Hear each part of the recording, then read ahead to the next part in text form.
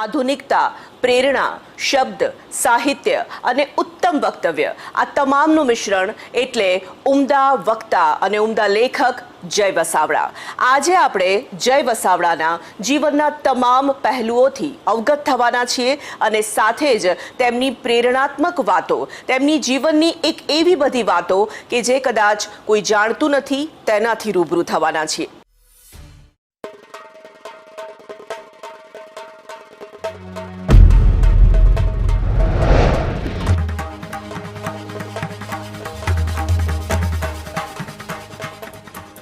જય વસાવડાના તમામ વિડીયોનો એક જ ઓફિશિયલ ખજાનો એટલે પ્લેનેટ જેવી યુટ્યુબ ચેનલનો જલસો. તો જલ્દી લાઈક કરો, સબસ્ક્રાઇબ કરો અને બેલ આઇકન પ્રેસ કરી ઓલ સિલેક્ટ કરો જેથી તમે જોઈ શકો અમારા વિડીયો સૌથી પહેલા. આજે એક એવા વ્યક્તિ વિશેષની વાત જેણે આધુનિકતા અને સંસ્કૃતિનો બરાબર તાલમેલ પોતાનામાં જાળવી રાખ્યો છે, જેની વિચારધારા અને જીવન વિશેની ફિલસૂફીના લોકો કાયલ છે, જેમના શબ્દ યુવા ધડકનો સુધી સીધા પહોંચે છે, જેમને વાંચવા, સાંભળવા અને આજની ભાષામાં કહીએ તો ફોલો કરવા મોટા ભાગના લોકોને ખાસ પસંદ આવે છે. જય વસાવડા એક એવા ગરવા ગુજરાતી જેનું આપણે ગૌરવ લઈ શકીએ. જય વસાવડાને તમારા ઘરની લાઇબ્રેરીમાં તમે સમાવી શકો અને સવારની ચાની ચુસ્કી સાથે પણ તેમની કંપની માણી શકો તેવા વ્યક્તિ. એ કેવી રીતે બને? તે ભાષાને પ્રેમ કરનાર કે પુસ્તકને પ્રેમ કરનાર કોઈ પણ તેમના પુસ્તકોથી અજાણ ન હોઈ શકે તો સાથે જ સમાચાર પત્રમાં આવતી તેમની કટાર તમારી ચા સાથે બરાબરની જોડાઈ ગઈ હશે. તેમને આજકાલ કેટલાય લોકો સોશિયલ મીડિયાના માધ્યમથી મળે છે તો દેશ વિદેશના લોકો તેમને સાંભળવા માટે રીતસરની ભીડ જમાવતા જોઈને પણ એક ગુજરાતી તરીકે તમને ગૌરવ થઈ આવે.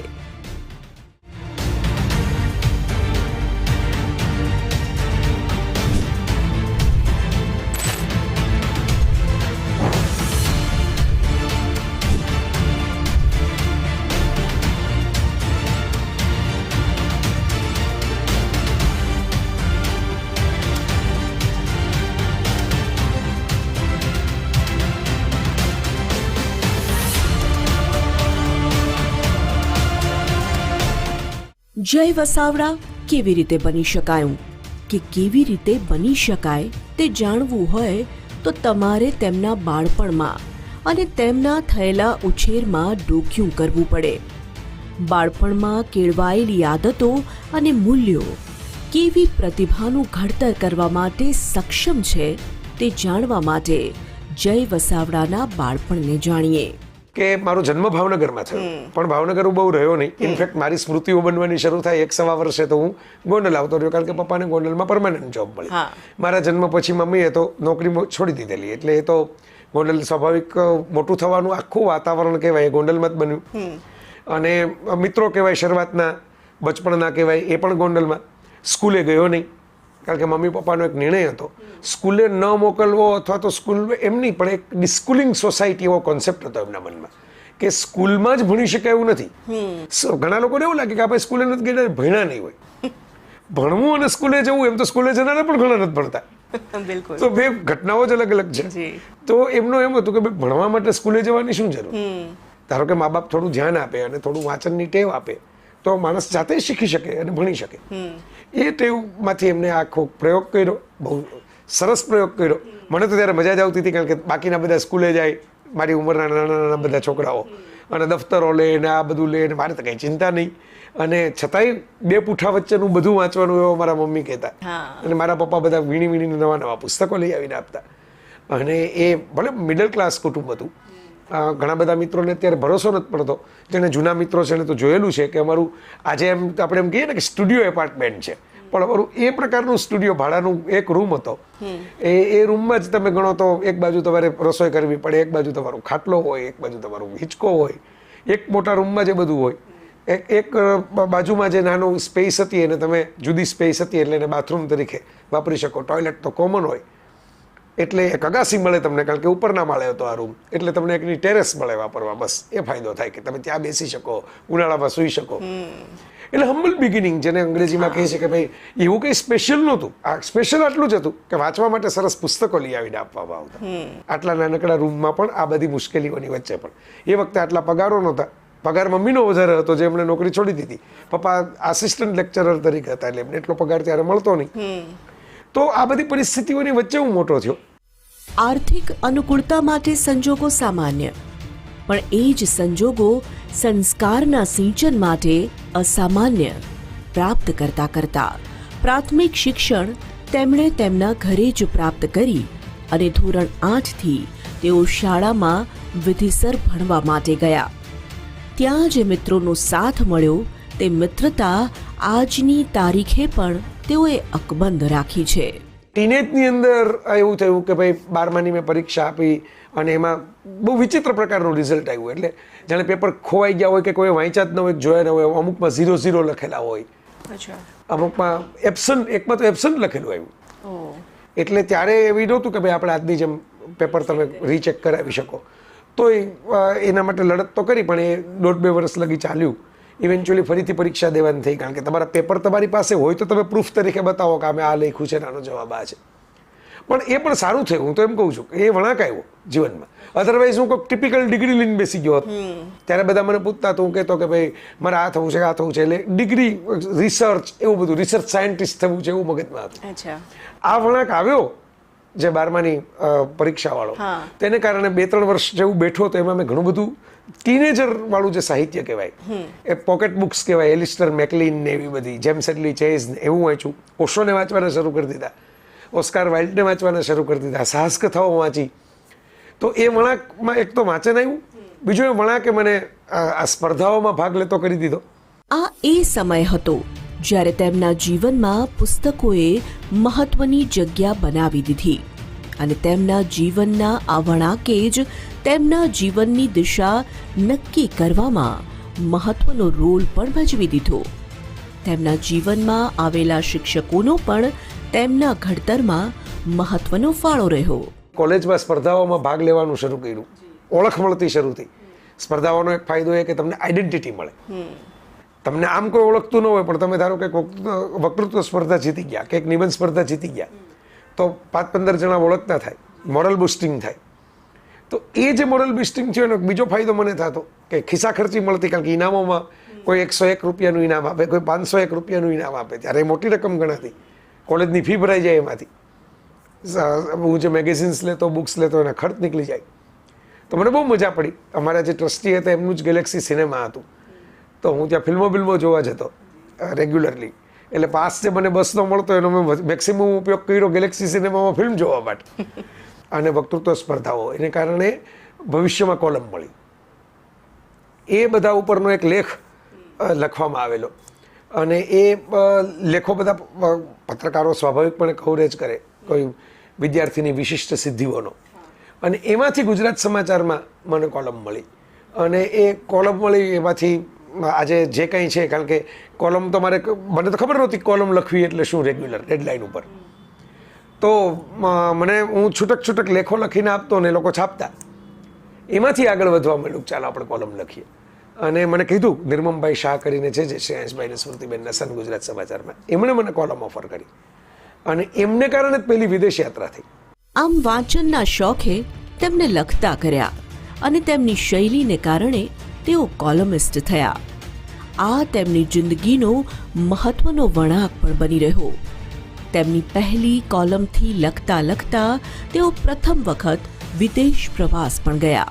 પહેલી વિદેશ યાત્રા પણ એ નિર્મમભાઈએ કરાવી કે અમેરિકાની વિદેશ વિભાગ, સ્ટેટ ડિપાર્ટમેન્ટ, એમણે એવું રાખેલું કે રિજિયોનલ લેંગ્વેજમાં લખતા હોય એવા લોકોને આપણે બોલાવીએ. તો જવાનું હતું એમણે, અને એમણે કીધું હું તો ત્યાં ભણ્યો છું, મારે શું જઈને કરવું. આવી એવા વ્યક્તિઓને લઈ જાઉં કે જે લોકોને અમેરિકા જોઈને કંઈક નવું જાણવા મળે. અને એ વિઝા ન મળ્યો હોત તો બીજા વિઝા ન મળ્યા હોત, કારણ કે મેં તો લગ્ન કર્યા નથી અને એવી કોઈ મોટી માલ મિલકત નથી. એટલે વિઝાની ઓલામાં તો પહેલાં જ રિજેક્ટ થઈ જાવ. તમને કોણ બહાર વિદેશમાં જવા દે, તમે તો ત્યાં જઈને રોકાઈ જાઓ. તો પણ એમ પણ ચાલ્યું અને ઘણી બધી દેશ દુનિયા ફરવા મળ્યા. એટલે મૂળ પાયો, હું વાત એટલે કરું છું, આ આગળ જવાનો મુદ્દો નથી, પણ મૂળ પાયો એ બચપણમાં છે. ત્યારે જો વાંચ્યું ન હોત આટલું બધું, તો આ ભાષા ન આવી હોત, આ વિચારો ન આવ્યા હોત, આ લખાણ ન આવ્યું હોત, એ ન આવ્યું હોત તો ન વિદેશ યાત્રાઓ હોત, ન કોલમ હોત, ન પુસ્તકો હોત, ના જે લોકો થોડા ઘણા ઓળખે છે, પ્રેમ કરે છે, સેલિબ્રિટી સ્ટેટસ આપે છે, ફોલો કરે છે, એ કંઈ હોત. બધાનું મૂળિયું બચપણમાં છે. એ સ્પેશિયલ બચપણમાં જેમાં મા બાપે બહુ સમય આપ્યો, બહુ પ્રેમ આપ્યો, ચૂંટીને વિવિધ પ્રકારના પુસ્તકો આપ્યા. સંતાનોના ઉછેરમાં માતા પિતાની સમજણ અને તેમનો સમય કેટલા મહત્વના પુરવાર થાય છે તે સમજવું હોય તો તમારે જય વસાવડાના જીવનને વધુ નજીકથી જાણવું જોઈએ. માતા પિતાના મૂલ્યોના સિંચને અને કાળજીપૂર્ણ ઉછેરે જ તો આજે જય વસાવડા, લોકપ્રિય જય વસાવડાનું નિર્માણ કર્યું. કારણ કે બચપણમાં બધા મા બાપ શું હોય, પોતાને ગમતા હોય ને એવા પુસ્તકોનો ઢગલો કરે. એમને સ્વામી વિવેકાનંદ ગમતા હોય તો સ્વામી વિવેકાનંદ લઈ આવે, એમને ઓશોરત્નીશ ગમતા હોય તો ઓશોરત્નીશ લઈ આવે. મારા મમ્મી પપ્પાએ એમને ગમતા નહીં, વૈવિધ્યવાળા પુસ્તકો, કે રહસ્ય કથા પણ વાંચવાની, હાસ્ય કથા પણ વાંચવાની, બાળ સાહિત્ય પણ વાંચવાનું, ભારતનું વાંચવાનું, વિદેશનું વાંચવાનું. થોડા મોટા થાવ તો હિન્દીમાં વાંચતા શીખો, થોડા મોટા થાવ તો અંગ્રેજીમાં વાંચતા શીખો. અંગ્રેજીમાં હું જાતે વાંચતો થાવ એના માટે મારા પપ્પાએ સિડની શેલ્ડનની બુક, સ્ક્રીન, ફિલ્મફેર એવું બધું લઈ આવીને આપેલું. તમારા જે કોઈ શોખ છે, જે જય વસાવડા બને છે જે વાતોથી, એ બધી જ વાતો મૂળમાં છે, તમારા બચપણમાં છે, અને એનાથી જ કદાચ તમે તમારું આખું ઘડતર અત્યારે આ રીતે આપણે જોઈ રહ્યા છીએ. ત્યારે જે વાંચ્યું એ હજી મને કામ લાગે છે. ત્યારે જે દિમાગ કી ખિડકી આ ખુલ ગઈ એવું આપણે કહીએ કે એ જે અમુક ઇમેજિનેશન આવે. હવે જો ત્યારે બાળ સાહિત્ય, પરિકથાઓ, સાહસ કથાઓ, આમે કીધું એમ રહસ્ય કથાઓ બધું વાંચ્યું, તો હજુ પણ એ પ્રોસેસિંગ થાય છે. હજી લખતી વખતે એ બધું સ્ટોરી ટેલિંગની ફોર્મેટ મને કામ લાગે છે. ભલે હું નોન ફિક્શન લખું છું, પણ મારું ફોર્મેટ જે છે એ સ્ટોરી ટેલિંગ જેવું છે. તો એ બધું કામ લાગે છે. એટલે એ ઘડતર ન થયું હોત તો આજનું જે વર્તમાન જુઓ છો એવું છે જ નહીં. એટલે એ તો આમે છે ને, તમે જુઓ પ્રકૃતિમાં મૂળિયા ન હોય, તમે વૃક્ષને ગમે તેટલું જુઓ, મૂળિયા છે તો મૂળિયા દેખાય નહીં. મૂળિયાનો ફોટો પડે જ નહીં. ફોટો તો આંબાનો પડે, આંબાની કેરીનો પડે, પણ એનો મૂળિયું રસકસવાળું ન હોય તો એ આંબાની કેરી મીઠી રહે જ નહીં. તમારો જે શોખ હોય તે તમારું કાર્યક્ષેત્ર બને તે વાત જ કેટલી રોમાંચક અને અદ્ભુત છે. શબ્દ સાથેની તેમની પ્રીતિએ તેમને ઉડવા માટે એક વિશાળ ફલક આપ્યું, તો સાથે જ તેમની સાથેની વાતચીતમાં એ પણ જાણી શકાયું કે સાચાને સાચું અને ખોટાને ખોટું કહેવાનો અભિગમ પણ તેમનામાં પહેલાથી જ રોપાયેલો હતો.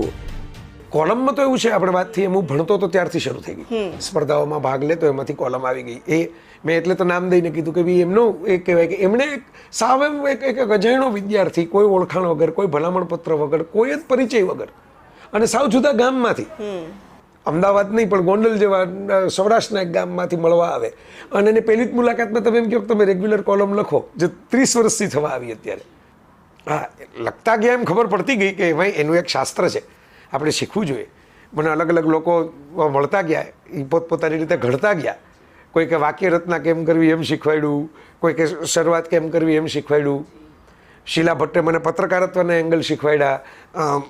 રજનીકુમાર પંડ્યા વાંચીને, આમાં મોટા ભાગે હું એકલવ્ય મોડમાં જ હતો, કે જેમાં કોઈ ઘરે આવીને કંઈ કહે નહીં, આપણે જ એમને વાંચીને શીખી જાય. રજનીકુમાર પંડ્યાને વાંચતો તો મને લાગતું કે સત્ય ઘટનાને પણ વાર્તાતીત એમ કહી શકાય. એમની સ્ટાઇલ હતી. નગેન્દ્ર વિજયને વાંચો તો તમને ખ્યાલ આવે કે કોઈ પણ વસ્તુમાં કેટલા ઊંડા ઉતરીને તમારે પછી એનું રસાળ રીતે લખી શકાય. તો આ બધા કંઈક ને કંઈક માનસ ગુરુઓ બનતા ગયા. રમણલાલ સોનીને વાંચો તો એમાંથી કંઈક મળે, બધા બીજા કોઈને વાંચો એમાંથી કંઈક મળે. એમ વાંચતા ગયા, એમ શીખતા ગયા કે આમ લખાય, આમ લખાય, આમ લખાય. એટલી ખબર હતી કે જે લખાય સાચું લખાય. ફેક્ટમાં ભૂલ થાય તો માફી માગીને કબૂલ કરી લેવાય, દલીલો ન કરાય ફેક્ટમાં. પણ થોટમાં ભૂલ ન થાય, ફેક્ટમાં ભૂલ થાય. થોટની બાબતમાં કોઈ દલીલો કરવા આવે તો છેલ્લે ઘરના દરવાજા સુધી મૂક્યા હોય. તો આ એટીટ્યુડ બન્યો. એ મને કન્વર્ઝેશનલ એવું કહેવાય અંગ્રેજીમાં. એ બોલવામાં પણ કામ લાગે છે. હવે પ્રોફેશનલ વક્તવ્ય એવું નહોતું આપતો. હું કોલેજમાં ભણાવતો ત્યારે કંઈક કોલેજવાળાઓ જે બોલાવે, જેમ કે યુનિવર્સિટીમાં સ્ટાફ ટ્રેનિંગ કોલેજ ચાલતી, ત્યાં ભદ્રાયુભાઈ વછરાજાની હતા, એ પણ સારા વક્તા છે, લેખક છે. તો એમણે મને બોલાવીને એમ કીધું એક યંગ છો અને પ્રોફેસરે છો, તો તું થોડીક વાતો કર તારા અનુભવોની. તો એવા લેક્ચર ક્યાંક ગોઠવાયા જાઉં. વક્તૃત્વ સ્પર્ધાનો અનુભવ પાક્કો હતો. એટલે હું આજે બધા મિત્રોને ખાસ કહું છું, આજે જોતા હોય ને યંગ હોય તો ખાસ, અને મા બાપ હોય તો પણ, કે જો તમે સ્પર્ધાઓમાં ભાગ લેતા હશો ત્યારે તને એમ થશે કે અરે ઇનામમાં શું મળ્યું, આ તો એક શિલ્ડ મળ્યું લાકડાનું, ગોઠવવું ક્યાં, ક્યાંક લંચ બોક્સ મળ્યું કે 200 રૂપિયા મળ્યા. હવે તો સ્પર્ધાઓ ઓછી થાય છે, પણ આવી સ્પર્ધાઓમાં ભાગ એટલે લેજો કે હું અત્યારે 2 જ કામ કરું છું આ દુનિયા ફરવા માટે. કાં લખું છું ને કાં બોલું છું. પૈસા એમાંથી મળે છે, ગાડી એમાંથી ચાલે છે, વિદેશ પ્રવાસ એમાંથી થાય છે. આ 2ની સ્પર્ધાઓમાં હું ભાગ લેતો, નિબંધની વક્તૃત્વની. ત્યારે 5 મિનિટમાં 7 મિનિટમાં પૂરું કરવાનું રહેતું. વક્તૃત્વ સ્પર્ધામાં બેલ વાગે એટલે છેલ્લી મિનિટ હોય, અથવા તો નિબંધમાં તમને કીધું હોય કે આટલા શબ્દોમાં પૂરો કરો. આમ એકલવ્યની જેમ તેઓ દિગ્ગજો પાસેથી ઘણું શીખતા શીખતા તેમની શૈલીમાં પાવરધા થતા ચાલ્યા. આજે ગર્વથી કહે છે કે તેમની ઓળખ છે લખવું અને બોલવું, અને આને કારણે જ તેમને દેશ વિદેશમાં ઓળખાણ અને ખ્યાતિ પ્રાપ્ત થઈ છે. મારો એક મિત્ર છે ધર્મેશ જોશી, એની પાસે ત્યારે ફિયાટ કાર હતી, એ સેકન્ડ હેન્ડ. એટલે મેં ધર્મેશને કીધું જેતપુર પ્રવચન કરવા જવાનું છે, આપણે તો બસમાં જવાનો હતો. તો ધર્મેશ મને કહે કે મારે ગાડી થોડીક એમ કે ફેરવવી છે એમ. તો મારા પપ્પાને કહું ને કે જઈને પ્રવચન કરવા જવાનું છે, તો એમ કે આપણે ગાડી હું ગાડી લઈ લઉં, હું ગાડી ચલાવું, તું બેસજે. એટલે અમે ધર્મેશની ગાડીમાં પ્રવચન કરવા ગયા. બરાબર, એટલે ગાડી લઈને ગયા એમ કહેવાય, પણ એ તો નાની જૂની ફિયાટ. બરાબર, અને ડૉક્ટર સાહેબ એમ કીધું કે તમારે કંઈ પુરસ્કારનું એવું ખરું? તો મેં કીધું હું તો કંઈ કોઈ બોલવા નથી જતો. એટલે કવરમાં એમણે આપ્યું લગભગ 150 રૂપિયા કે 151 રૂપિયા કંઈક હતા, એ લઈને પાછા આવતા રહ્યા.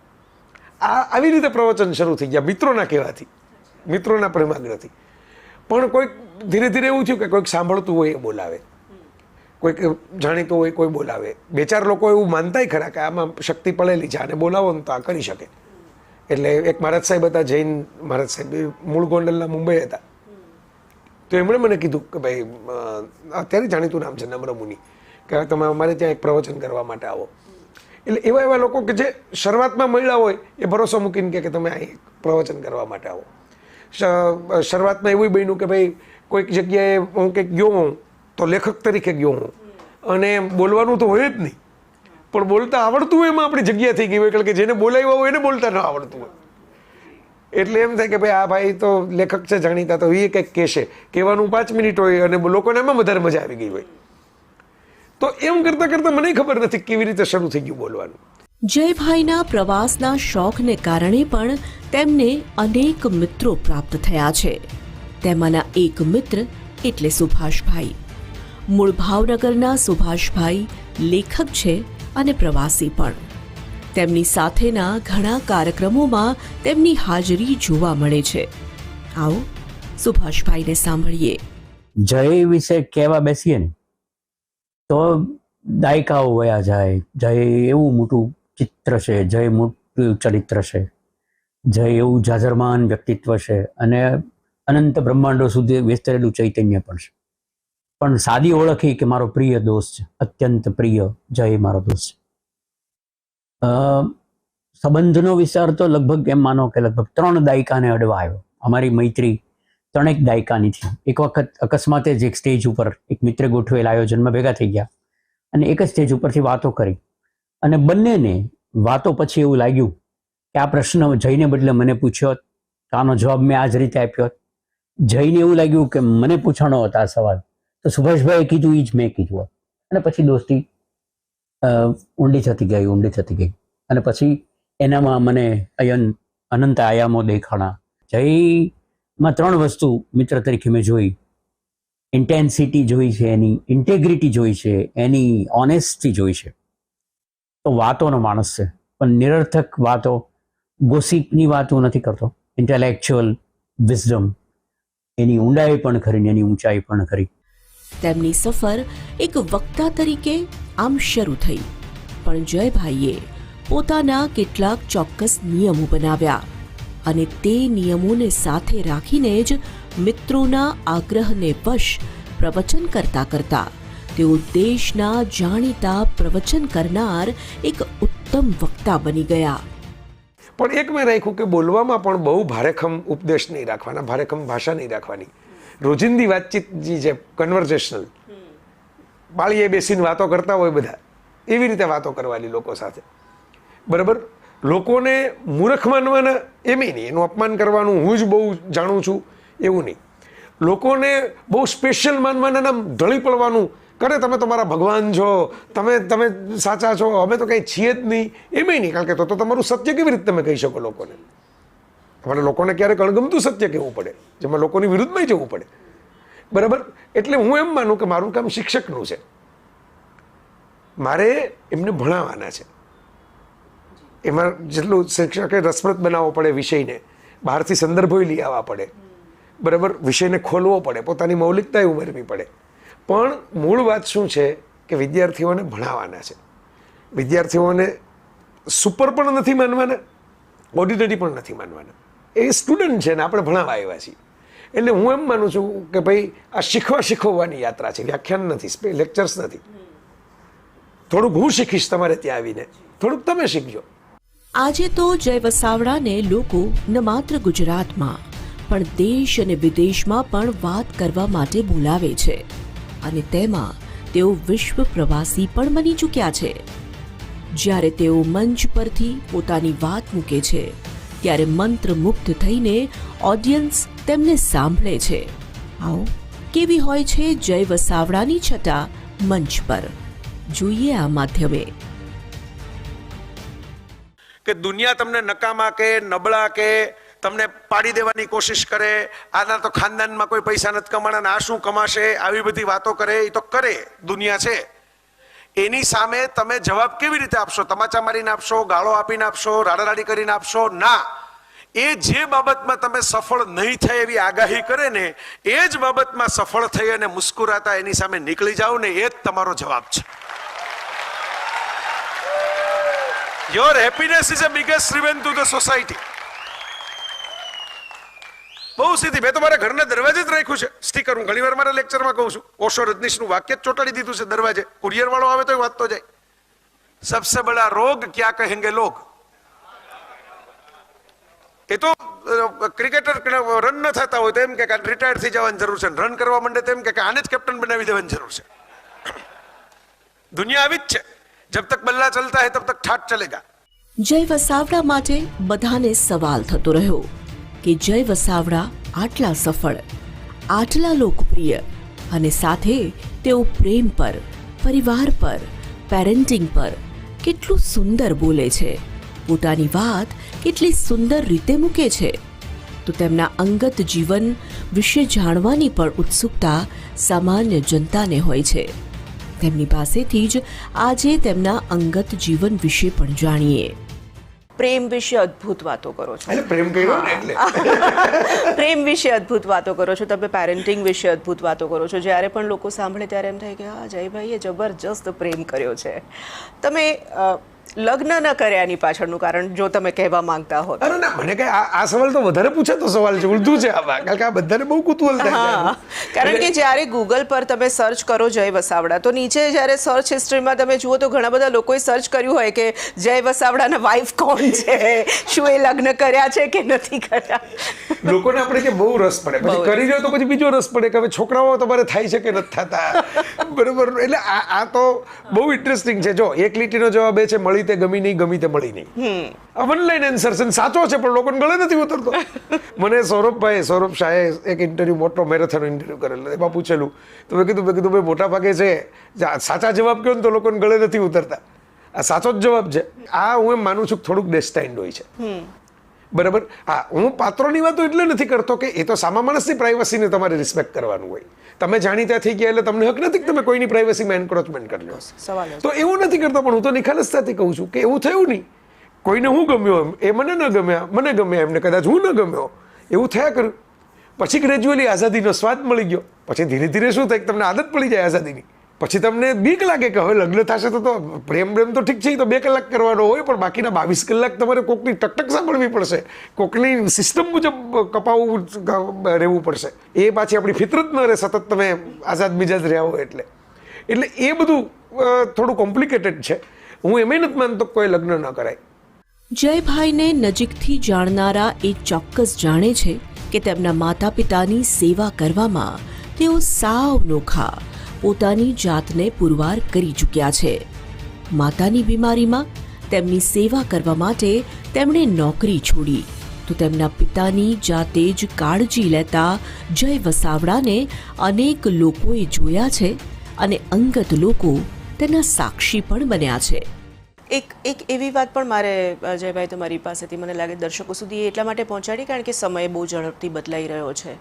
પરિવારની પરિસ્થિતિઓ બહુ બદલાઈ રહી છે. સંયુક્ત કુટુંબ વિભક્ત કુટુંબ એક બહુ જ સતત ચર્ચાતો વિષય છે અને વધતા વૃદ્ધાશ્રમ જે સતત વધતી ચિંતા છે.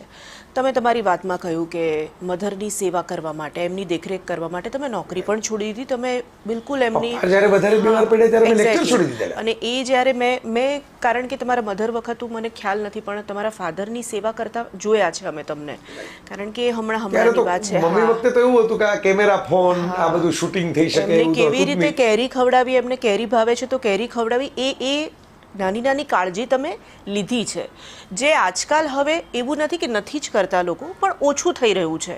તો મને લાગે છે કે જય વસાવડા જેને લોકો ખૂબ પસંદ કરે છે એ લોકોએ એ સમજવાની જરૂર છે કે જય વસાવડાએ એમના જીવનમાં એમના મા બાપ માટેની જે કોઈ જવાબદારીઓ છે, જે કોઈ ફરજો છે એ પણ બહુ બખૂબી નિભાવી. વિનમ્ર અને બને ત્યાં લગી હાસ્યા મારીને સાઈડ મારીને કોઈને નડ્યા વગર પસાર થઈ જવું એ પપ્પાનો ગુણ છે. અને જો કોઈ ખોટું કરતું હોય એવું લાગે અથવા તો ખોટી માથાકૂટ કરતું હોય એવું લાગે તો એને પડકાર કરીને સામો જવાબ દેવો એ મમ્મીનો ગુણ છે. તો એ મળ્યા એનો પ્રેમ એવો હતો કે એ પ્રેમનું મેં તો રેસિપ્રોકેશન કર્યું છે, પૂરું નથી કર્યું એવું મને લાગે છે. મારો તો એ અફસોસ છે. ગિલ્ટ કહો તો ગિલ્ટ છે, રિગ્રેટ કહો તો રિગ્રેટ છે કે જેટલું એમણે મને આપ્યું એટલું તો હું સામું આપીને જ શીખ્યો. કારણ કે મમ્મી વખતે હું જોબ કરતો હતો એટલે એ બીમાર પડ્યા પછી વધારે સમય ભેગા રહેવાનું છું. પપ્પા વખતે પણ મારે પ્રવચનો અને પ્રવાસો બધું તો ચાલુ જ હતું. ભલે મમ્મી કરતાં વધારે સમય અમારે ભેગા રહેવાનું છું પણ એમાંય એવું તો ન થયું. હવે દાખલા તરીકે કોવિડ વખતે પપ્પા તો ત્યારે તો સ્વસ્થ હતા, બીમાર નહોતા. તો હું વિડીયો બનાવતો, યુટ્યુબના વિડીયો બનાવતો હતો. ક્યારેક આપણને એમ થાય પપ્પા ગુજરી ગયા ત્યારે કે આપણે આટલા વિડીયો ન બનાવ્યા હોત ને એને બદલે પપ્પાની બાજુમાં બેઠા હોત તો આવી થોડી ખબર હતી કે હવે 1 વર્ષ પછી તો નહીં હોય. તો આ તો કોઈ પણ ને હું એમ માનું છું કે જેને મા બાપને પ્રેમ કર્યો છે એની દરેક સંતાનને આ રિગ્રેટ તો રહેવાના. મને જ છે એવું નથી. તમે આ અનુભવમાંથી પસાર થયા હો તો તમને આવા જ હોય.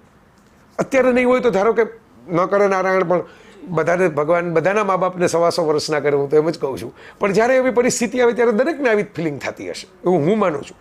મેં ભલભલા એવા મોટા લોકોને જોયા પણ છે કે જે પેટ ખોલીને આપણને એમ કે ભાઈ યાર ભાઈ એ તો મોટા સાહેબો ગણાતા હોય નહીં, આસપાસ 10 જણા ઊભા હોય કે સાહેબ કેમ કરીએ અને એ આપણને એમ કે ભાઈ તમારી જેમ જ મને લાગે છે કે મારા પપ્પા જતા રહ્યા તો આમ લાગે છે, મમ્મી જતા રહ્યા તો આમ લાગે છે. એટલે પણ એ કર્યું હું એમ માનું છું કે એમના હવે એ જો પોતપોતાની આસ્થાની વાત છે. ભગવાનમાં માને, ઘણા માને, ઘણા ન માને. ઘણા ભગવાનમાં પણ પર્ટિક્યુલર XYZ મંદિરમાં જ માને, બીજા મંદિરમાં ન માને. તો હું એમ માનું છું કે મને જે કંઈ મળ્યું અથવા તો જે કંઈ મારી યાત્રા થઈ, ક્યાંક આપણે જીત્યા, ક્યાંક હાર્યા, આપણે વોટ એવર સરવાળે યાત્રા જઈ રહી છે, એની પાછળ ક્યાંક મા બાપના છુપા આશીર્વાદ છે. આ મારું દ્રઢ કન્વિક્શન છે. આ તમને સારું લગાડવા માટે કે લોકો તાળીઓ પાડે મા બાપની વાત કરો એવાય અમારા કલાકાર જીવો છે. તેમના જીવનમાં તેમના માટે મહત્વના છે તેમના પરિવારજનો અને તેમાં તેમના મામીની વાત કરવી જ પડે. જેઓ તેમના મમ્મી સાથે આવ્યા હતા અને તેમના માતા પિતાના ગયા પછી તેમનો અડીખમ પરિવાર બની ચૂક્યા છે. આવો આજે તેમની પણ મુલાકાત કરીએ. 2002 થી અમે સાથે જ છીએ. બેન બીમાર પડ્યા, જયભાઈના મમ્મી એટલે મારા નણંદ, અમે ત્યાંથી અમે સાથે જ છીએ. એટલે પછી 2012માં દાદા પડી ગયા અને તે પછી અમે એક ઘર કરી નાખ્યું. અમે બધા એક જ ઘરમાં સાથે રહીએ છીએ 2012થી. મારે દીકરો વહુ બધાય છે, દીકરાના ઘરે બાળક છે. અમે બધું સરસ મજાનું ફેમિલી હળી મળીને, જયભાઈ અમે બધા હળી મળીને રહીએ છીએ. બસ એ એકદમ સરળ માણસ છે. કોઈ પણ માણસમાંથી વિશ્વાસ મૂકીને અંદર ધારો વિશ્વાસ મૂકી દે છે અને એને હું દીકરાને જેમ કેર કરું છું. અને એ બહુ જ સરળ માણસ છે. ખૂબ જ એનો સરળતા એટલે એટલી બધી સરળતા છે. કોઈ વસ્તુમાં ક્યાંય રોકટોક નહીં, ક્યાંય માથાકૂટ નહીં અને બધા પ્રેમથી સાથે અમે રહીએ છીએ. એ કાયમ માટે એ સવારે 5 થી 6 ની વચ્ચે સૂવે, આખી રાતી જાગતો હોય, એનું કામ કરતો હોય, એની એન્જોય કરતો હોય, એને પિક્ચર જોવાય પિક્ચર જોતો હોય અને લેખ લખવાનો હોય ત્યારે એ દિવસનો લેખ લખતો હોય પણ એની લિંકમાં જ હોય. એને અમે કોઈ ડિસ્ટર્બ થાય જ નહીં, એના ઓલામાં જ હોય. અમે વાત કરતા હોય, ચીત કરતા એને કાંઈ જ ફરક ન પડે, એની રીતે કામ કરતો જ હોય. મને બહુ જ ગૌરવ થાય. 2 દીકરાને એમ કે મારા 2 દીકરા, મારો દીકરો છે ને એનાથી હું જયનું વધારે મને મારા દીકરાનું ખરું, પણ એમ કે એ તો ભાણેજ છે ને હું દીકરા તરીકે એને રાખું છું. એટલે 2 દીકરા મારા માટે 2 સરખા સમતોલન છે. એ કોઈ ઉચ્ચ નહીં, કોઈ નીચ નહીં. મારા દીકરા બંને 2 દિલથી વાલા. પોતાની લોકપ્રિયતાને પણ તેઓ બખૂબી જાણે છે અને તેની પાછળ તેમનો મત પણ ખૂબ સ્પષ્ટ છે. બધા વિચારે એવું જ વિચારાય અને એમ જ બોલાય, લખાય કે વર્તાય કે પછી કહો કે વર્તવું જ પડે તેવું ધરાર ન માનનારા સાવ જુદા વ્યક્તિત્વના ધની એટલે જય વસાવડા. કેટલાક લોકોને એ બળતરા પણ મેં જોઈ છે કે જય કરતાં તો સારું અમને લખતા આવડે, એના કરતાં તો અમારી સિનિયોરિટી જાજી છે, એના કરતાં તો અમે પત્રકારત્વ જાજુ કર્યું છે, એના કરતાં તો અમે ભાષાનું ખેડાણ જાજુ કર્યું છે. અને આને શું લોકો સાંભળવા જતા હશે, આનું શું પુસ્તક વેચાતું હશે? એનું કારણ મારી પાસે તો બહુ સિમ્પલ છે કે સાચી વાત છે ભાઈ, તમારી સિનિયોરિટી, તમારો અનુભવ, તમારી આવડત બધું સારું હશે, પણ હવે હું તો રોકવા નથી ગયો. તો લોકોને ન ગમ્યું તો મેં તો આડા હાથ નથી દીધા કે આને વાંચતા નહીં, આનું જોતા નહીં, કે આને સાંભળતા નહીં. લોકોને જે ગમ્યું એ લોકોએ સ્વીકાર્યું. પબ્લિક એપ્રુવલ છે ને. હું તો એમ ઘરે ઘરે દરવાજા ડોરબેલ બગાડીને તો નથી કહેતો કે તમે ફોલો કર્યા કરો. ઉલટાનું હું તો જે રીતે સોશિયલ નેટવર્કમાં જવાબ આપું છું તો ફોલો ઓછા કરવા જોઈએ લોકો. એને બદલે પેલા નડવાવાળા કે કકળાટ કરવાવાળા છે એ લોકોને બોલકા હોય એટલે ઝાઝા લાગે છે, પણ પ્રેમ કરવાવાળા તો હજારોની સંખ્યામાં છે, લાખોની સંખ્યામાં છે. તો હું આનો બહુ મજબૂત જવાબ એ આપવા માગું છું કે એનું કારણ જે તમે એમ કહો છો કે અમને વધારે આવડે છે, જઈને કેમ મળ્યું, તો મેં તમને કીધું કે ભાઈ લોકો પ્રેમ કરે છે. હું તો લોકોને કહેવા નથી ગયો કે મને પ્રેમ કરો. હું તો ઉલટાનો લખવામાં બોલવામાં મારા સ્ટેન્ડ ઉપર કાયમ રહું છું. લોકોને ન ગમતી હોય એવી વાતો વધારે કરું છું. ઘણી વાર તો લોકોને સેન્સરશિપ ગમે છે, મને નથી ગમતી. લોકોને પેલી બહુ ઢંકાયેલું બધું હોય એવું ભારતીય સંસ્કૃતિ લાગે છે. હું એમ માનું છું કે ભારતીય સંસ્કૃતિ તો આ વ્યાખ્યા જ ખોટી છે. આ તો લોકોને ન ગમે એવી વાતો છે. લોકોને એમ માને છે કે ભાઈ આપણે માત્ર આપણી જ વાત કરવી જોઈએ. હું એમ કહું છું કે ના, આપણે દુનિયા આખીની વાત સમજવી જોઈએ. બીજે પણ કેટલું સારું છે એ શીખવું જોવું જોઈએ. તો આવી ઘણી બાબતો છે કે જેમાં પબ્લિકના પોપ્યુલર ઓપિનિયનથી મારો ઓપિનિયન અલગ છે અને હું ખુલીને કહું છું, વ્યક્ત કરું છું.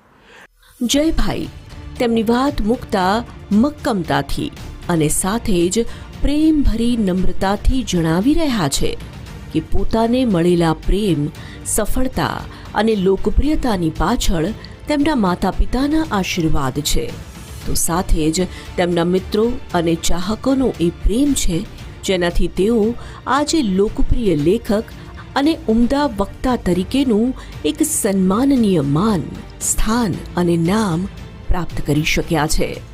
એટલે સારાપણ સજ્જતા ઉપરાંત પણ કંઈક ફેક્ટર એક્સ છે, કોઈ રહસ્ય છે, કોઈ મિસ્ટ્રી છે. એ મા બાપના આશીર્વાદ છે.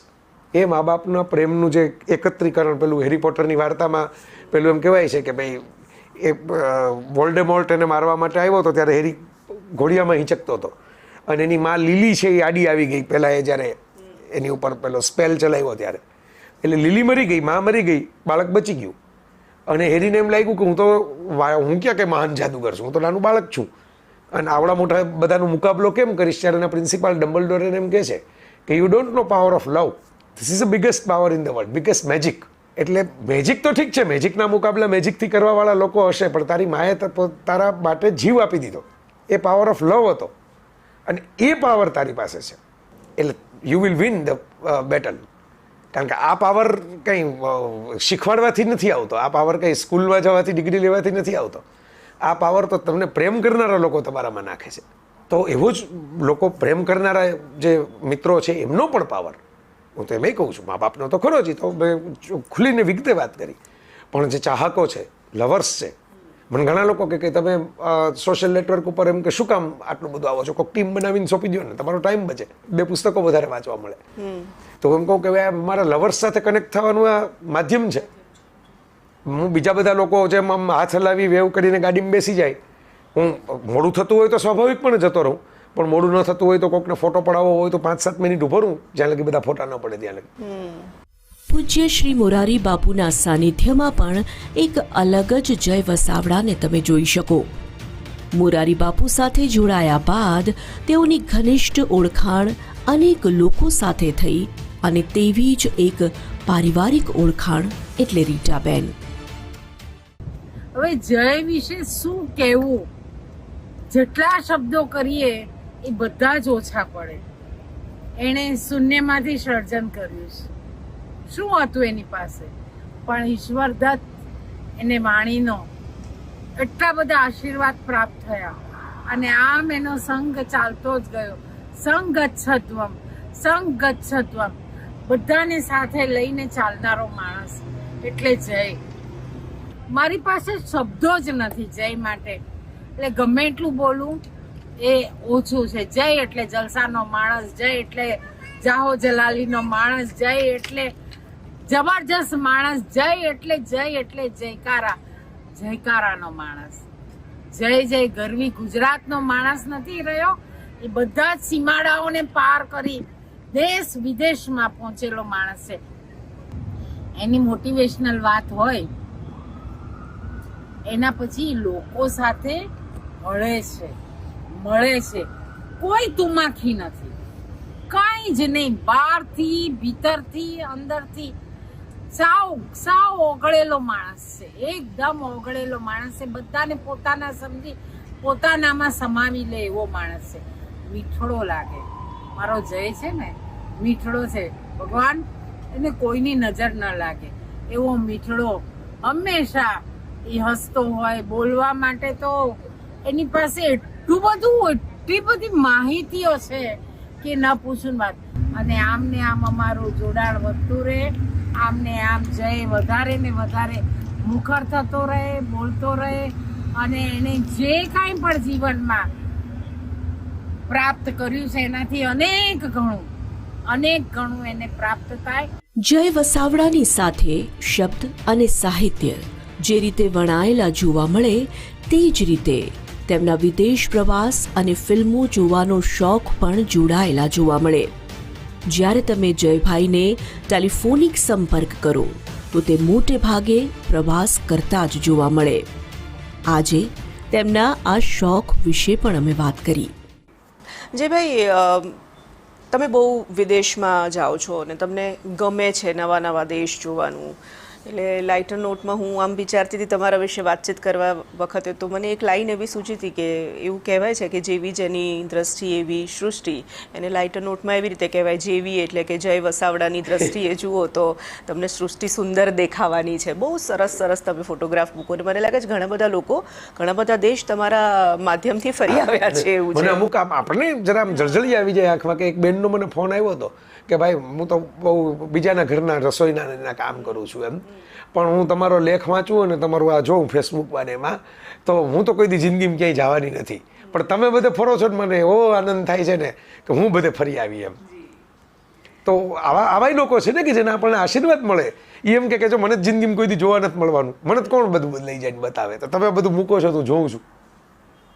તમે કટાર લેખન કરો છો, તમે પુસ્તકો લખો છો, તમે પ્રવચનો કરો છો, દેશ દુનિયામાં ફરો છો, પણ જય વસાવડાને સૌથી વધારે શું ગમે છે? ફિલ્મો જોવી. સૌથી વધારે ફિલ્મો જોવી ગમે. બધી જ ફિલ્મો જોવી. હમણાં જો અત્યારે આપણે બેઠા છીએ એ રવિવાર છે જ્યારે આપણે શૂટ કરી રહ્યા છે, એના આગલા શુક્રવારે જે ફિલ્મ રિલીઝ થઈ છે અંગ્રેજીની અંદર માર્વેલની નવી થંડરબોલ્ટ્સ, એ મેં જોઈ લીધી છે આઈમેક્સમાં. અચ્છા. અને હું ઘરે હોઉં ત્યારે પણ મેં 12 OTT સબસ્ક્રાઇબ કર્યા છે, એટલે લગભગ રોજની 1 કે 2 ફિલ્મ હું જોતો હું. એટલે સૌથી વધારે ગમતી, હું એમ નથી કહેતો કે પહેલા આ જ શોખ હતો, પુસ્તકો વાંચવા ગમે, મિત્રો સાથે હરવું ફરવું ગમે, બહાર ફરવું તો બહુ ગમે, પણ અલ્ટિમેટ તમે એમ કહો કે સૌથી વધારે શું ગમે તો કે ફિલ્મો જોવી. અચ્છા. હવે સમાવી છે મને એમ કે મેં કીધું ને એમ કે મારે તો ખરેખર હું પુસ્તકો વાંચવા એમ બોલું તો થાવકો જવાબ કહેવાય, પણ જે સાચો જવાબ છે એ મેં તમને આપ્યો. વાહ. જયભાઈએ અનેક પુસ્તકો લખ્યા છે અને સતત લખતા રહે છે, પણ આજે અમારે એ જાણવું હતું કે જયભાઈને કોને વાંચવાનું વધુ પસંદ છે. તે સવાલના જવાબમાં પણ પુસ્તકોની વચ્ચે જીવતા જય વસાવડા પાસે લાંબુ લિસ્ટ ગમતા પુસ્તકોનું હોવું સ્વાભાવિક છે.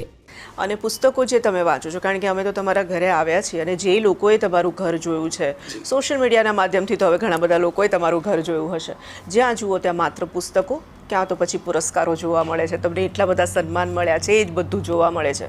આટલું બધું તમે દેશ દુનિયાનું વાંચો છો, પરંતુ સૌથી વધારે જો કોઈ લેખક હોય અથવા પછી કોઈ એવી પુસ્તક હોય કે જે જય વસાવડાનું ફેવરેટ હોય?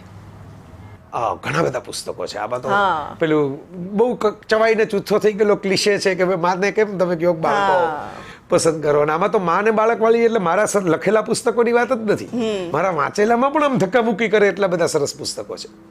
પણ 4-5 એવા હું નામ દઈ દઉં જે એક ઉંમર પણ એવી હોય કે જ્યારે એ બહુ અસર કરી જાય. ટીનેજની ઉંમર હોય ને, સાવ બાળકમાં તો વાર્તાઓ હોય, ટીનેજમાં થોડુંક આમ વધારે આપણને અંદર ઉતરી જાય વસ્તુઓ. તો એક દુખિયારા મૂળશંકર મોહનલાલ ભટ્ટે કરેલો અનુવાદ લે મિઝરેબલ ફ્રેન્ચ નવલકથાનો, એક Count of Monte Cristo again French અને ગુજરાતીમાં ઉતારેલી ગોપાળદાસ પટેલે, પછી એક સરલા જગમોહનનો અનુવાદ પણ આવેલો, પછી બીજા ઘણા લોકોએ કાઉન્ટ ઓફ મોન્ટે ક્રિસ્ટોના બીજા અનુવાદો પણ લોકોએ કરેલા છે. એક સાહસિકોની સૃષ્ટિ જુલે વર્નની સાયન્સ ફિક્શન, એ પણ આ મૂળશંકરભાઈએ ઉતારેલી. આ 3 ફ્રેન્ચ નવલકથાઓ જે આવી ગુજરાતીમાં મેં વાંચી. ગુજરાતીમાં ફ્રેન્ચ તો મને હજી નથી આવડતું, પણ ફ્રાન્સ ઘણી જગ્યાએ જઈ આવ્યો છું, આ બધાના જન્મસ્થળે જઈ આવ્યો છું, પણ એ મને બહુ ગમી. એટલે એની અસર પણ બહુ છે મારા ઉપર. પછી ઓસ્કાર વાઇલ્ડની picture of the Dorian Gray, પછી ઓશોના કેટલાક પુસ્તકો. ઓશોનું એક પુસ્તક હતું સત્ય કા પારખીતા કભી આજ ભિખારી જગત કા. આવું અત્યારે નથી મળતું, અપ્રાપ્ય છે.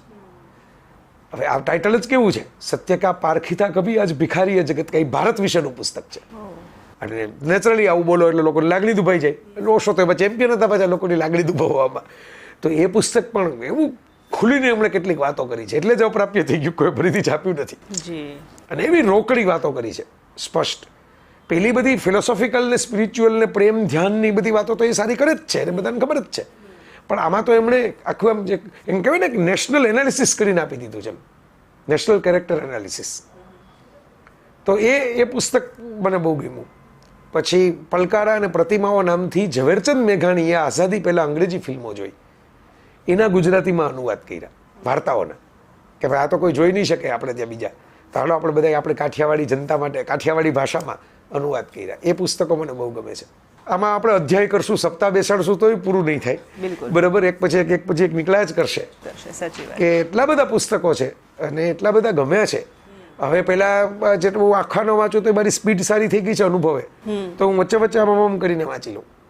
તો હમણાં વાંચ્યા હોય, જેકે રોલિંગની હેરી પોટર મને ગમી, ઓરિજિનલ્સ નામનું એક એડમ ગ્રન્ટનું પુસ્તક ગમ્યું, માર્ક મેન્સનના 2 પુસ્તકો એક સાથે આવ્યા એ મને ગમ્યા. તો એવું નથી કે હમણાંના નથી ગમતા, પહેલાંના જ બધા ગમે છે. હવે તમને એમ થાય કે અંગ્રેજીના ને એના વધારે આવે છે આમાં, તો વ્યાજનો વારસ ને વેળાની છાયડી એવી ચુનીલાલ મડિયાની નવલકથાઓ પણ મને ગમી. મોહમ્મદ માકડનું ઉજાસ નામનું પુસ્તક, કાંતિ ભટ્ટના ચેતનાની ક્ષણે, એ પણ ફેવરિટ પુસ્તકો. ચંદ્રકાંત બક્ષીના, લોકોને નવલકથાકાર બક્ષી ગમે, મેં તો બક્ષીના પેલા જે અભ્યાસ લેખો છે એના પુસ્તકો મને બહુ ગમે, વારંવાર ફેરવીને વાંચી નાખ્યા છે. ગુણવંત શાહના પુસ્તકો ગમે. તો એવા તો કેટલા બધા પુસ્તકો છે કે જે આખા લેખકોના નામ હું બોલવા લાગ્યો પુસ્તકોમાંથી, કારણ કે હવે પસંદ કેમ કરવું એમાંથી કે આ કયું ગમે મુશ્કેલ છે તમારા માટે. આજે સામાન્ય રીતે આપણે સાંભળતા આવ્યા છીએ કે યુવાનોની હવે પસંદ બદલાઈ છે, તેઓ વાંચનથી હવે દૂર થઈ ગયા છે. યુવાઓને ખૂબ પસંદ આવતા જય વસાવડા શું માને છે આને લઈને, તે પણ જાણીએ.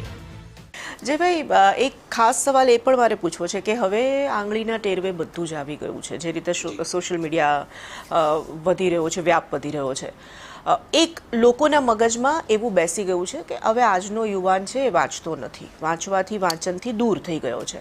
અને વાંચનની શું અસર હોઈ શકે ને વાંચન શું ઘડી શકે, જીવતું જાગતું ઉદાહરણ તમે છો.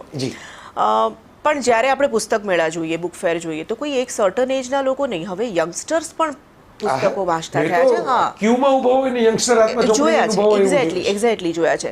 અને હું મારી થોડી પર્સનલ વાત કરું તો મારા ફાધર હંમેશા એવું કહેતા કે તમારા પર્સમાં હંમેશા એક પુસ્તક હોવું જોઈએ. તમે કદાચ, મારા ફાધર તો મને ત્યાં સુધી કહે કે તમે ક્યાંક ગયા ને તમારે અડધો કલાક રાહ જોવી છે તો પર્સમાંથી પુસ્તક લઈને તમે અડધો કલાકનો ઉપયોગ કરી લો.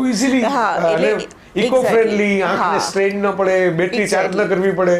એટલે આ મારું ઘડતર આ રીતે થયું છે ને મને લાગે છે કે હવેની જે જનરેશન છે ફરીથી પુસ્તકો તરફ વળી છે એવું લાગે છે. તમારું, તમે કારણ કે લખો છો, દુનિયામાં ફરો છો, તમારું શું? હું એવું માનું છું કે હવેની જનરેશન થોડી વધુ ક્લિયર થઈ છે. પહેલાં શું હતું કે વાંચવાનું બધા કે એટલે આપણે એક ડાયા ડમડા અજ્ઞાંકિત બાળકો તરીકે વાંચવું જોઈએ. હવેની જનરેશન તમે જુઓ, એ પોતે ચૂઝ કરે છે શું વાંચવું છે, એ પોતે નક્કી કરે છે. એ શિક્ષકોને મમ્મી પપ્પાઓને નક્કી નથી કરવા દેતા પોતાને. નાના હોય ત્યાં લગી ઠીક છે, પરાણે એમને સ્વીકારવું પડે. એટલે એક મોટો ફરક આવ્યો છે. હું એમ માનું છું કે જો જેમ જેમ જીવન આગળ વધે ને એમ ઉત્ક્રાંતિ થતી જાય, કારણ કે એ તો સાયન્સે સિદ્ધ કરેલું છે કે ભાઈ તમે કાળમાં રિવર્સ ગિયર નાખી નથી શકતા, ફોરવર્ડ ગિયર જ નાખી શકો છો. ટાઈમ ટ્રાવેલ ધારો કે ઇમેજિનરી કરો તો ફ્યુચરમાં જઈ શકો, પાસ્ટમાં કેવી રીતે જાઓ? ધારો કે પાસ્ટમાં જઈને હું એવું એક આખું પિક્ચર બન્યું છે બેક ટુ ધ ફ્યુચર, કે તમે પાસ્ટમાં જાઓ ને એવી ઘટના બને કે તમારા દાદા ગુજરી જાય, તમે જન્મ કેવી રીતે લ્યો? તો ટાઈમ ટ્રાવેલમાં ફોરવર્ડ ગિયર છે. તો જેમ આગળ વધે ને ઉમેરાતી જાય છે ને વસ્તુઓ. પહેલા માણસ પાસે દિવસ તો આટલો જ હતો, વર્ષ તો આવું જ હતું, પૃથ્વી પ્રદક્ષિણા તો આટલી જ ફરતી હતી, બરાબર. તો એની પાસે કોઈ કાર નહોતી, કોઈ વસ્તુ નહોતી, કોઈ વ્હીકલ નહોતા, કોઈ ઘરની બહાર નીકળવાનું સાધન નહોતું, કોઈ ટેલિફોન નહોતા. તો એ લોકો જીવતા હતા. આપણે એમ લાગે બોર થઈ જતા હશે, પણ જીવતા હતા. કોઈ આપઘાત કરીને મરી તો નહોતા જતા, બરાબર. પછી વસ્તુઓ ઉમેરાતી ગઈ તો બધાને આપણે સમાવતા ગયા. ટીવીની ચેનલો આવી, આપણે સમાવી લીધી. ટેલિફોન આવ્યો, આપણે સમાવી લીધા. કોમ્પ્યુટર આવ્યું, આપણે સમાવી લીધું. તો એવું બનશે કે ઉત્ક્રાંતિના ભાગરૂપે મોબાઈલે રહેશે અને પુસ્તકે રહેશે. બંને એકબીજાની સામે લડ્યા જ કરશે એવું શું કામ આપણે માની લઈએ? તો આપણે એવું સ્વીકારી લીધું છે કે બે લડે છે એકબીજા સામે. માણસ 2 કલાક મોબાઈલ ઉપર કામ કરશે ને 1 કલાક પુસ્તકે વાંચશે. મોબાઈલમાં પુસ્તક વાંચવા વાળી પેઢી છે હવે તો. વાંચે છે, પુસ્તક જ વાંચે છે, પણ મોબાઈલમાં ડાઉનલોડ કરીને વાંચે છે. તો એ આપણે સ્વીકારવું પડશે કે એવું તો ન જ રહે કે જે જૂનું જ ફોર્મેટ હતું તો તમારે જૂના જ ફોર્મેટની ગાડીઓમાં, ઘોડાગાડીમાં જ બેસવું પડે, જૂના જ ફોર્મેટના કપડાં પહેરવા પડે, જૂના જ ફોર્મેટની દવાઓ લેવી પડે. તો એમાં બધું અપગ્રેડ થાય તો બુકના ફોર્મેટમાં પણ, રીડિંગમાં પણ અપગ્રેડ થાય.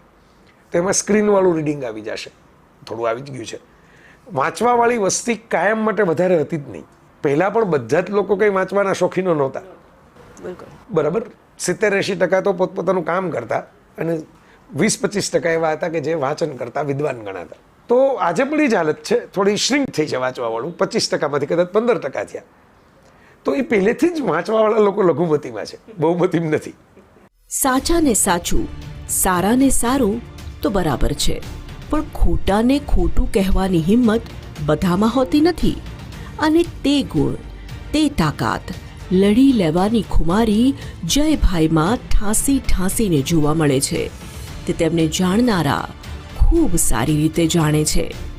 આજે એ વિશે પણ વાત કરવી જરૂરી તો છે જ. તમે આપણી વાતચીતમાં 1-2 વાર એવી વાત પણ આવી કે તમને પસંદ કરવા વાળો વર્ગ હોય તો નાપસંદ કરવા વાળો વર્ગ હોવાનો જ છે. જે હવે આજના સમયમાં એ વધી ગયું છે, કારણ કે હવે ખુલ્લેઆમ લોકો ટ્રોલ કરતા થયા છે, નેગેટિવ કમેન્ટ કરતા થયા છે. તમે એટલા ઉમદા કટાર લેખક છો અને કટાર કાઢતા પણ તમને ખૂબ સરસ રીતે આવડે છે. જે સોશિયલ મીડિયાના તમારી કમેન્ટ્સમાં મને તો લાગે છે એક આખો વર્ગ એવો હશે જે તમારી કોઈ પણ પોસ્ટમાં નીચે કમેન્ટ વાંચવા માટે ખાસો સમય પસાર કરતો હશે. શું કહેવું છે એના માટે? તમે જો કૃષ્ણના 4 ગ્રંથો છે, વિષ્ણુ પુરાણ, હરિવંશ, ભાગવત અને મહાભારત, મુખ્ય 4 ગ્રંથો છે કૃષ્ણ કથા કહેતા. એમાંથી તમને આખા કૃષ્ણનું કેરેક્ટર મળે. તેમાં કૃષ્ણએ શું રાખ્યું છે? ગોપીઓને બાંસુરી આપવાની, અર્જુનને જ્ઞાન આપવાનું અને શિશુપાલને સુદર્શન આપવાનું. બહુ સિમ્પલ ક્લાસિફિકેશન છે. તમને જે પ્રેમ કરવા આપે એને આનંદ આપો, એને મોજ આપો, કારણ કે પ્રેમના બદલામાં જ્ઞાન ન હોય. એટલે કૃષ્ણએ ક્યાંય આટલા બધા રાસ વૃંદાવનમાં રહી છે કોઈ દી એક શ્લોક ગીતાનો સંભળાયો નહીં, બરાબર. પ્રેમના બદલામાં આનંદ હોય. હવે અર્જુન છે એ આવ્યો છે જ્ઞાન માટે, પોતાની મૂંઝવણો દૂર કરવા માટે આવ્યો છે. એની એને કૃષ્ણએ રાસ લેવાની માથાકૂટ કરી નહીં, બરાબર. પોતાનો સગો પણ હોવા છતાં કૃષ્ણ એમને જ કીધું ચાલ તને એટલું તો શીખવાડું કે આમ સ્ટેપ લેવાય, આમ નચાય, કે આમ ઊભા રહેવાય, બરાબર. ત્યાં એને ભગવદ્ ગીતા આપી. અને શિશુપાલને જોઈને જ કૃષ્ણને ખબર પડી ગઈ કે આ ગાળો દેવા માટે જ આવ્યો છે અને આપણો જ છે પાછો, એનો પોતાનો જ છે, એ જ વંશનો છે. છતાં પણ શિશુપાલને થોડીક વાર સહન કર્યું, એક દાખલો બેસાડવા માટે કે તરત જ રિએક્શન નહીં આપવાનું, પહેલાં ધીરજ રાખવાની, સામા માણસને મોકો આપવાનો પાછા ફરવાનો, અને પછી સુદર્શન ફેરવી નાખ્યું.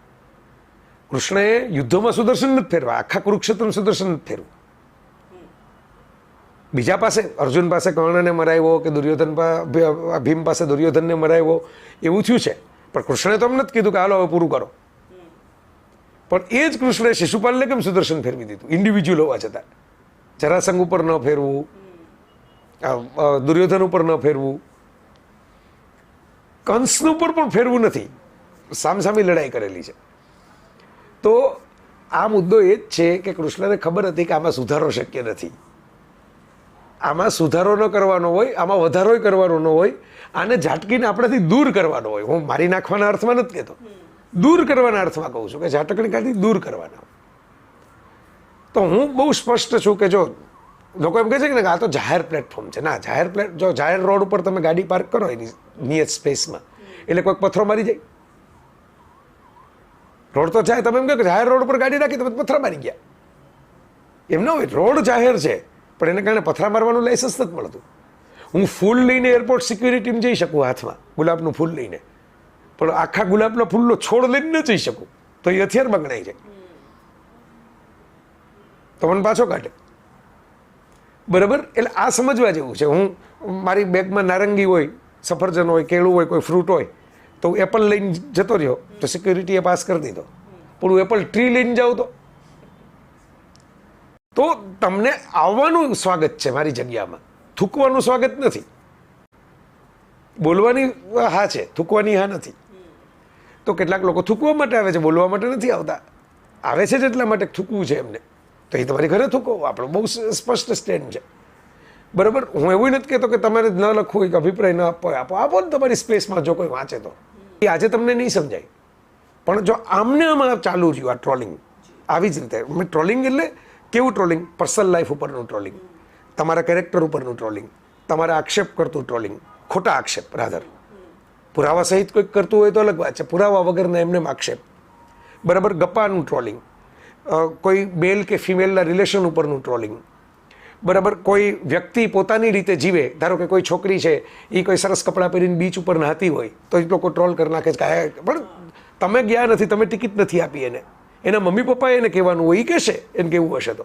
તમે ક્યાં એના મા બાપ છો? તમે પેદા નથી કરી એને, તમે એને કપડાં લઈ નથી દીધા, કે તમારો હક જ નથી બનતો. એવી જ રીતે કોઈ લેખક પોતાનો એક ઓપિનિયન મૂકતો હોય, કે એક પુસ્તક મૂકતો હોય, કે એક ચિત્ર મૂકતો હોય, કોઈ ચિત્રકાર, કે કોઈ મૂવી મેકર એક મૂવી મૂકતો હોય, તમને ન ગમે તો ન જુઓ, ઉપેક્ષા કરો, એને ફ્લોપ કરી દો, એની નોંધ જ લેવાનું બંધ કરી દો. પણ એને કેવું પિક્ચર બનાવવું જોઈએ થોડું તમને પૂછીને નક્કી કરે. એને કેવો લેખ લખવો જોઈએ એના માલિક તમે થોડા છો. આ બધું તમે આ નહોતું અટકાવવામાં આવ્યું જર્મનીમાં, પછી હિટલર આવ્યો, એમને નથી આવ્યો. તમે દુનિયા આખીનો ઇતિહાસ જુઓ, નહોતું અટકાવવામાં આવ્યું ઈરાનમાં, પછી ખોમેની આવ્યો. આ ન અટકાવ્યું અફઘાનિસ્તાનના શાહે, પછી તાલિબાનો આવ્યા. સતત લખતા, પ્રેરણાત્મક વાતો કહેતા જય વસાવડા TV13ના દર્શકોને શું આપી રહ્યા છે સંદેશ? આવો એ સુંદર સંદેશ પહોંચાડીએ આપના સુધી.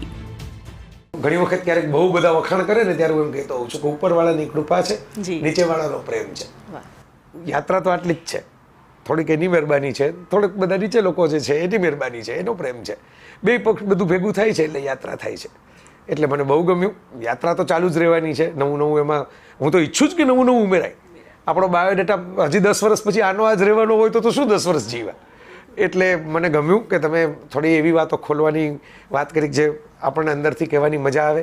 બધા TV13ના દર્શકોને, શૂન્યમાંથી સર્જનના અને તોરલના, એ બધાને મારે તો એટલું જ કહેવાનું છે કે ઇન્ટરેસ્ટિંગ રહેજો, બોરિંગ ન થતા જીવનમાં. લોકો જાત જાતની સલાહો આપશે, બધી જ માનજો જે તમને સારી લાગે એ. મારી તો આટલી જ વાત છે, બી ઇન્ટરેસ્ટિંગ. લેખકો તો ઇન્ટરેસ્ટિંગ લખો, નૃત્યકારો તો ઇન્ટરેસ્ટિંગ નાચો, તમે ગાયકો તો ઇન્ટરેસ્ટિંગ ગાઓ, પણ ઇન્ટરેસ્ટિંગ રહ્યો. બરાબર? બોરિંગ લોકો માટે આ દુનિયા નથી, દુનિયા રંગરસિયાઓ માટે છે. જયભાઈનો બચપણમાં થયેલો ઉછેર, તેમનામાં સંસ્કારોનું સિંચન અને તેમનો કેળવાયેલો શોખ તેમની નોખી રીતે પણ મજબૂતાઈથી પોતાની મરજી મુજબ જ જીવવાની અને જીવનને જોવાની તેમની ખુમારી જ તેમને જય વસાવડા બનાવે છે, જે આજે દેશ વિદેશમાં જાણીતું અને લોકપ્રિય નામ બની ચૂક્યા છે. જીવન આવું પણ હોઈ શકે અને તેને આ રીતે પણ જીવી શકાય તેવું વિચારવા મજબૂર કરી દેતા જય વસાવડાની આ હતી જીવનયાત્રા.